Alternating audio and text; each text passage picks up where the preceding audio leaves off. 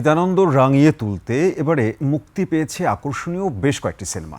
ভিড় বেড়েছে রাজধানীর সিনেপ্লেক্সগুলোতে। শো কেন্দ্র করে মিলন মেলায় মেতে উঠেছে দর্শক, পরিচালক ও অভিনয় শিল্পীরা। অনুপ পিয়ালের রিপোর্ট। নগদ নিয়ে এলো হার না মানা হার অফার। সর্বনিম্ন 10,000 টাকা রেমিটেন্স নগদে পাঠালে থাকছে স্বর্ণের হার জেতার সুযোগ। ঈদ মানেই নতুন পোশাক গায়ে পরিবার প্রিয়জনের সাথে আনন্দ উদযাপন। সেই আনন্দকে আর উৎসবমুখর করতে প্রতি ঈদেই প্রেক্ষাগৃহে আসে নতুন নতুন ছবি।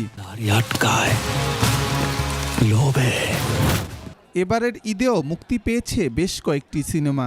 সুপারস্টার সাকিব খান অভিনীত Prince, once upon a time in Dhaka ও সিয়াম আহমেদের রাক্ষস নিয়ে দর্শকের মধ্যে রয়েছে ব্যাপক আগ্রহ। আমি প্রিন্স দেখতে চেয়েছিলাম, বাট ওটা টিকিট পাইনি। হলে আসতে হবে, রাক্ষস দেখতে হবে, তারপর নিজেরাই রিভিউ পেয়ে যাবে যে ছবি কিরকম হয়েছে। নায়ক বলেন নায়িকা বলেন সবাই ভালো অ্যাক্টর, তো পরিচালকরা হয়তো এটা কাজে লাগাইতে পারতো না আগে, এখন এটা খুব উন্নতি হয়েছে। দম দেখছে অতটা ভালো লাগে না। এই আফরান নিশুর বিনাশ নাই। দর্শক টানতে রাজধানীর সিনেপ্লেক্সগুলোতে আসেন সিনেমার অভিনেতা, অভিনেত্রী, প্রযোজক ও পরিচালকরাও। আমরা যে রাক্ষসটা যেটা ভেবে বানাচ্ছিলাম, অডিয়েন্স আসলে সেটার সাথে রিলেট করতে পারছে। বরবাদ ওয়াজ মাই এল্ডার চাইল্ড, রাক্ষস ইজ মাই ইয়াঙ্গার চাইল্ড। আমি দুদিন পর্যন্ত সব টিকিট সোল্ড আউট হয়ে গেছে। রাক্ষস বেশ ভালো করছে।